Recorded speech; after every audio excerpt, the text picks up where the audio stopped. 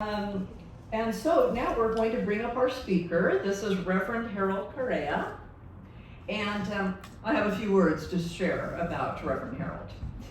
He was ordained as a Unity minister from the Unity Urban Ministerial School in June 2019.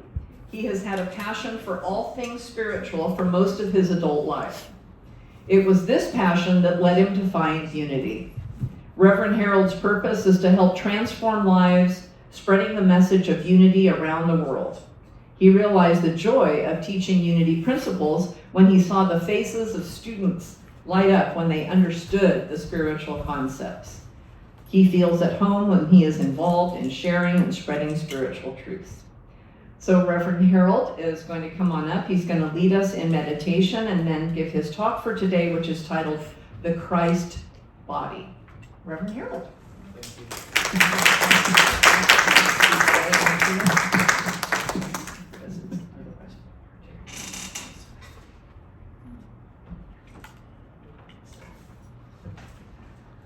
Thank you, Jane, for showing me how to use a microphone. My official job was audio engineer before I went into ministry. So I appreciate all the technology that we're able to use so that we can hear each other when we do that way. So let's take a deep breath, and if you wish to close your eyes. And just relax right where you are.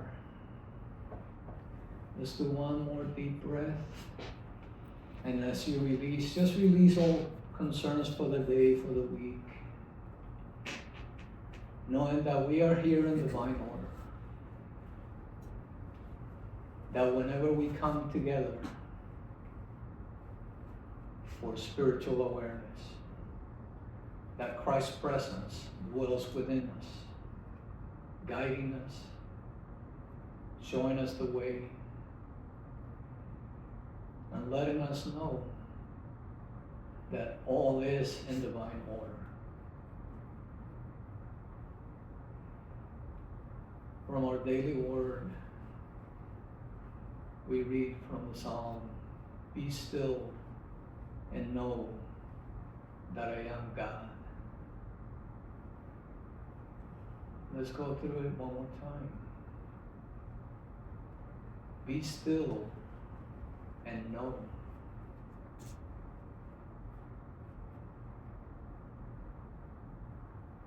Be still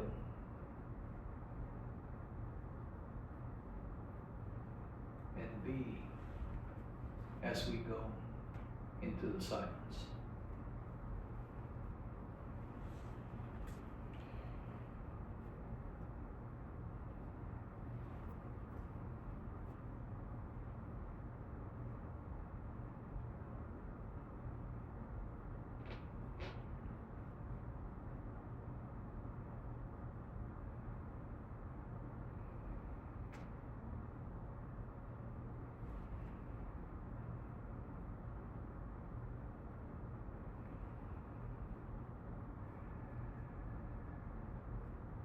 Whatever comfort you're feeling right now, I would like to suggest hold on to this for the rest of the day, the rest of the week. Be still and know that I am God.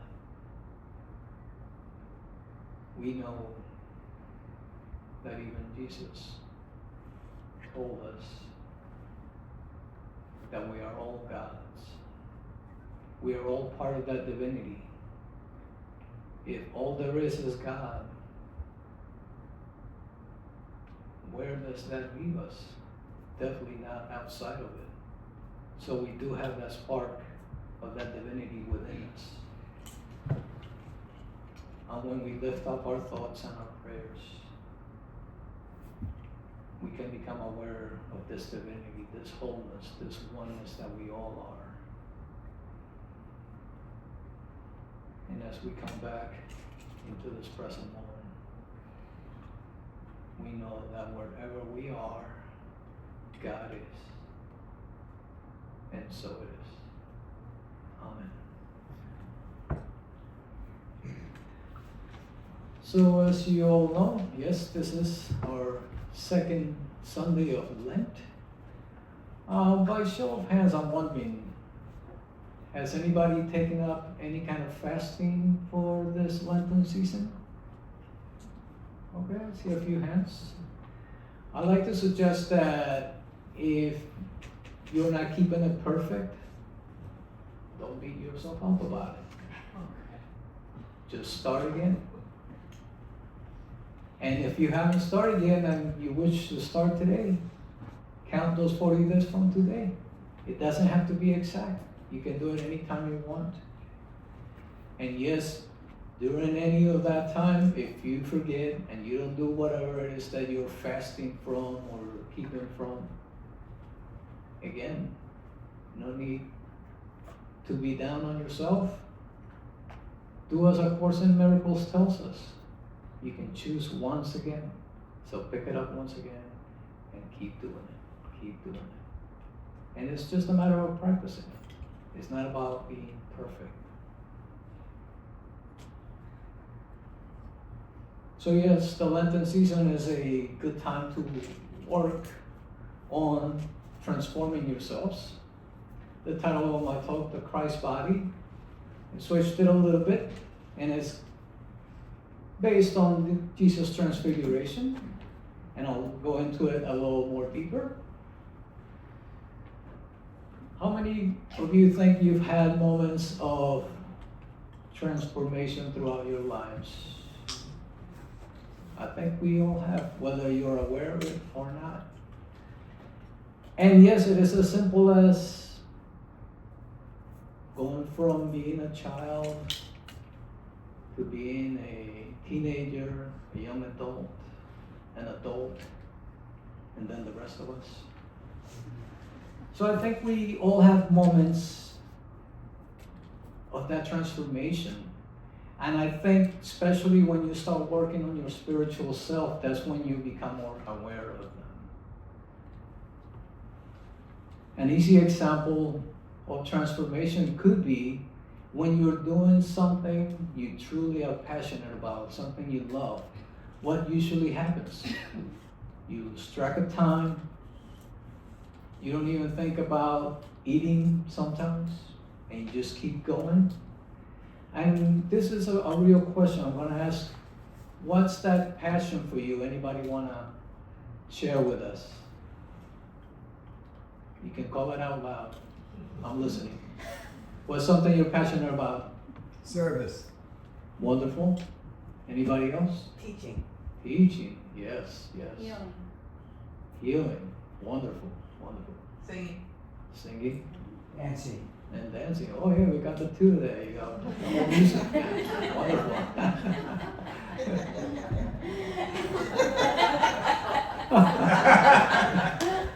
All right. They're not doing high five, but they can sing. And that reminds me of a woman who lived next to a preacher, and she was puzzled by his change of personality. At home, he was quiet, reserved. But at the church, he transformed, and he just became this other person that just roused the masses for the love of God. And she was so curious that she had to ask him, what is it about this transformation? Because it was like he was like two different people. And he looked at her and said, oh, that's my alter ego. Get it? My wife is loving these jokes.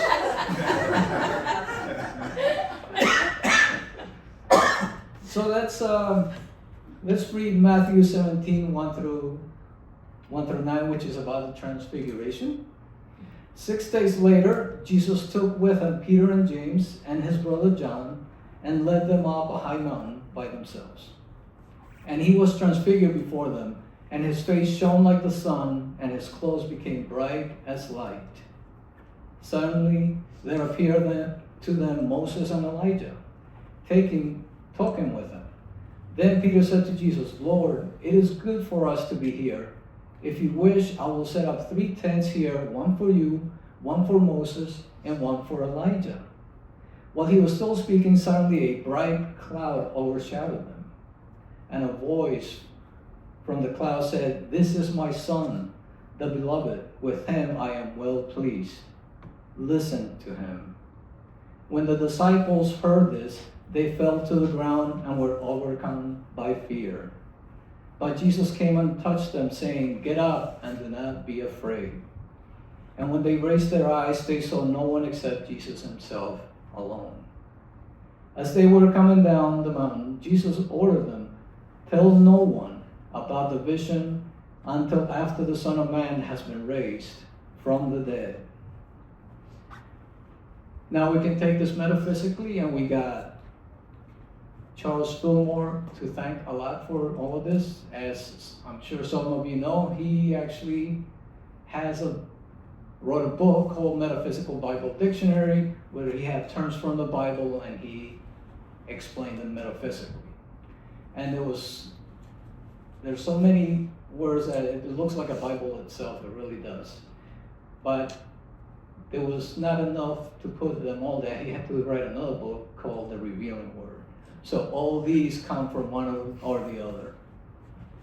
So metaphysically, we know here in Unity, Peter, John, and James, we relate them to 3 of our inner faculties, which comes from Charles Fillmore, the 12 powers of man. We know that Peter is our faith, and it's located at the pineal gland. We know that John, surprise, surprise, the beloved one, is the power of love, and is right by our heart. And then James's brother is wisdom, right by our solar plexus. So Jesus would normally take the 3 of them, Peter, John, and James, when he went off to pray, and in this case, when he went out to Mount Tabor to do a prayer also, when they saw this transfiguration happen. Now Moses represents man's development in consciousness of the law of his being from the negative side. And Elijah represents the spiritual I am of man's consciousness. So yes, the disciples being up there, they see Jesus, this light bright, shining like the sun, and then Moses and Elijah are talking to him. That's another way of seeing the Trinity. Our I am being raised up to a higher consciousness, and hence we have the transfiguration of Jesus.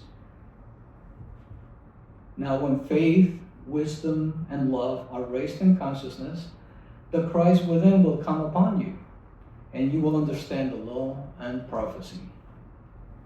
Now yes, the Christ body is the transfigured body.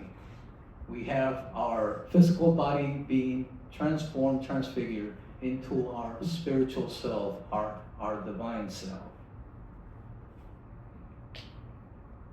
Now, as I said, the apostles of Jesus represent the faculties of the spiritual man.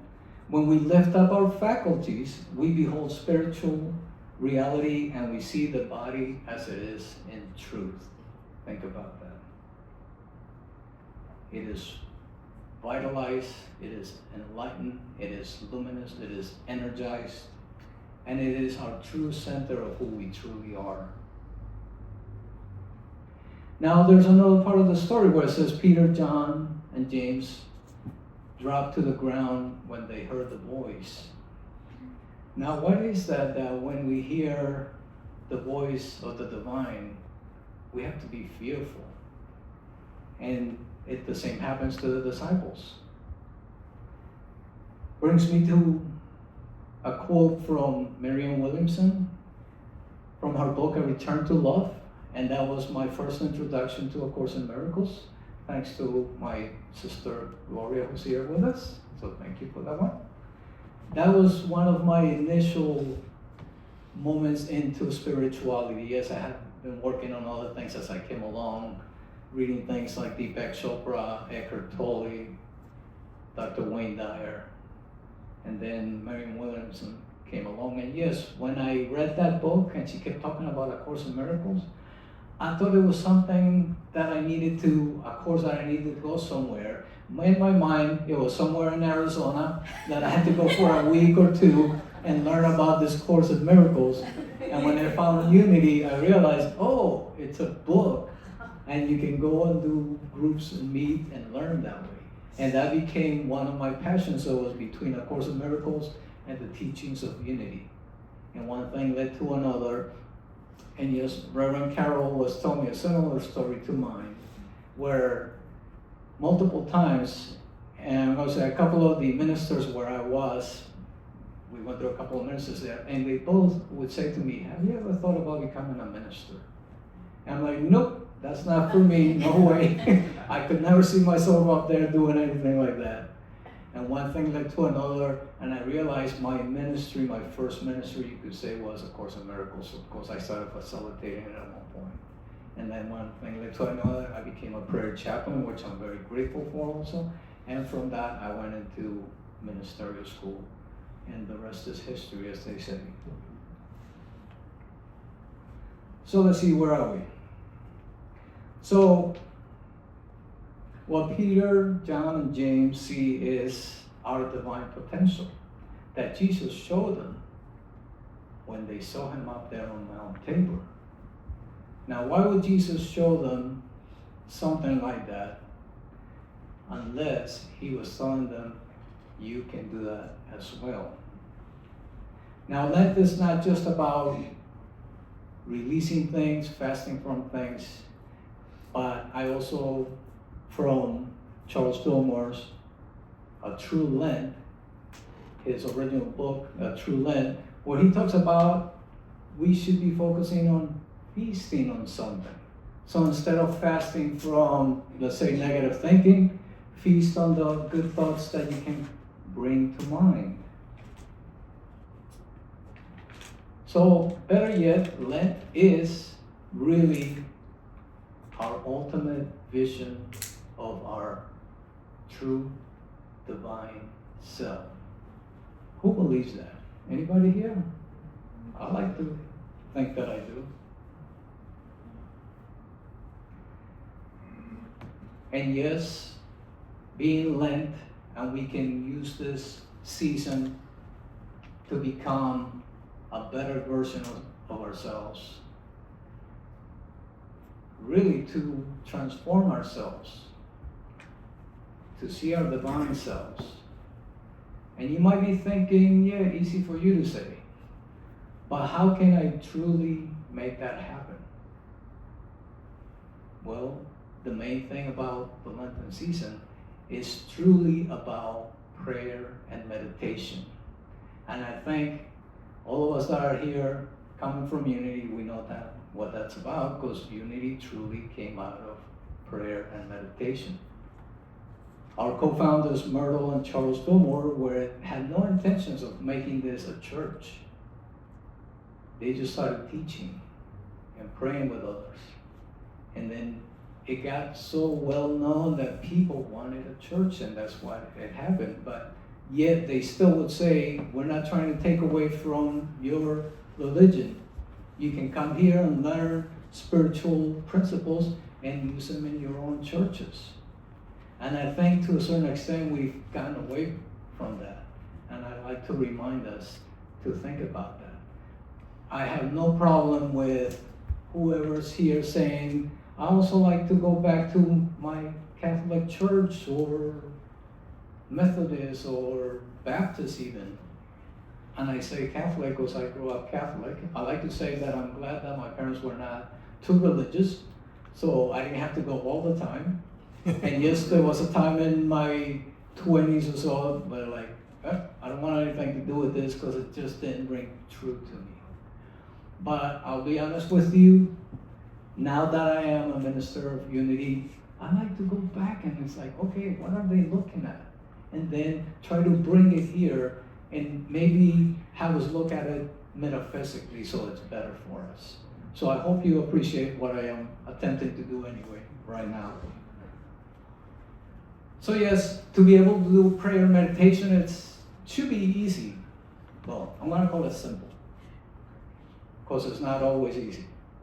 But we just went through the principles. If we know that there's only one presence and one God in the universe, and we truly are part of that presence, that divinity, then let's commit to pray and meditate daily. When we pray and meditate daily, we can go back to our third principle and raise our thoughts. When we align our thoughts with God's mind, things tend to unfold.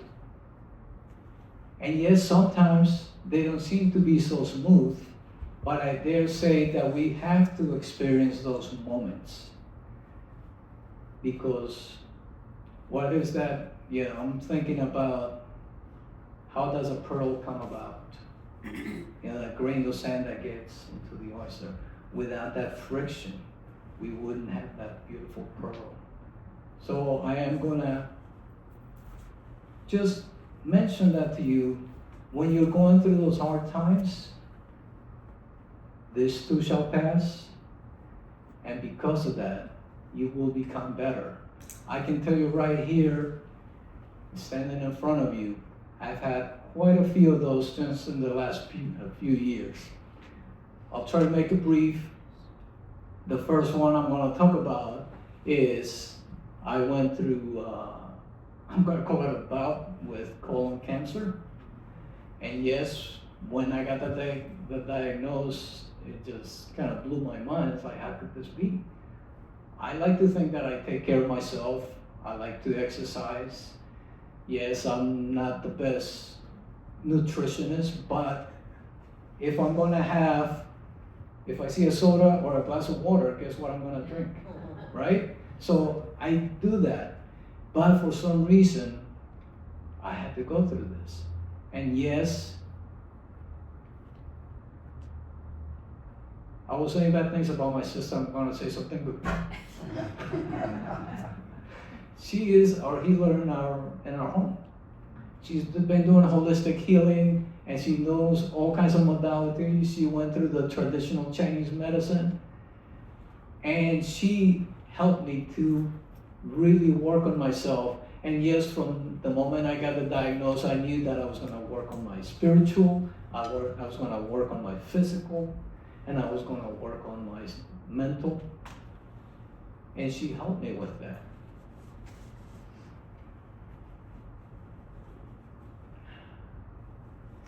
There's a lot going on. I didn't think I was going to. But yeah, so I went through that, and that taught me how to take care of myself better.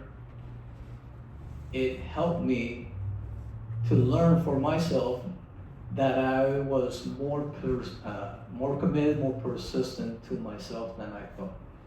I kind of grew up thinking that maybe I was a little wishy-washy, but that really put me in touch with who I really was, and it made me get serious about everything that I'm doing. And well, I don't remember if I mentioned it out loud or if I was talking to Reverend Carol about it, but that's one of the reasons going through this medical issue. And yes, I've been free and clear over 2 years from it. And in the middle of that, I thought, this tells me that I need to go fully into ministry. And that's why I retired early from my day job as a sound engineer, because I needed to focus on this. So I mean, at the moment, I'm working into, okay, how am I doing ministry full time? It may be that I'm supposed to find a church or not, so I'm working on all that. And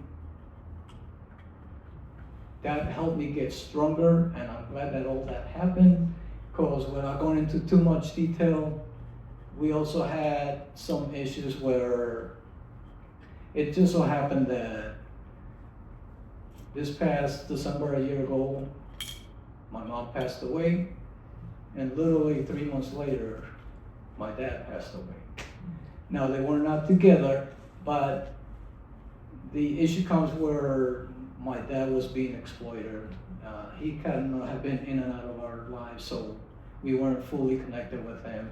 And thankfully, the last month or so that he was alive, we were able to get to him at the hospital, and he came to stay with me in my home under hospice. And it was a beautiful healing moment, I think, for all of us, myself and my 3 sisters. I'm the oldest one. Not that I look it or anything.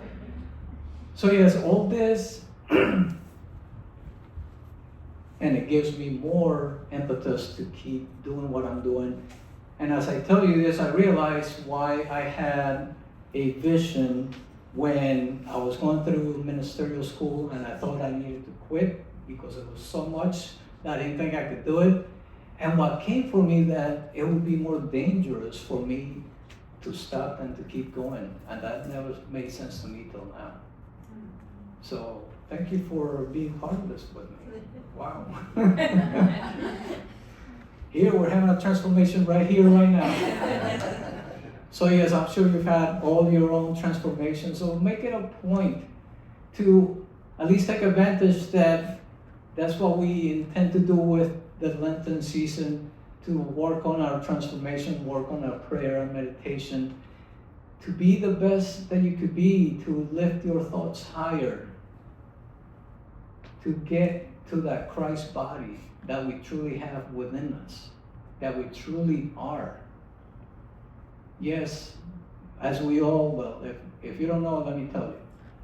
Jesus Christ was not his last name, right? Right.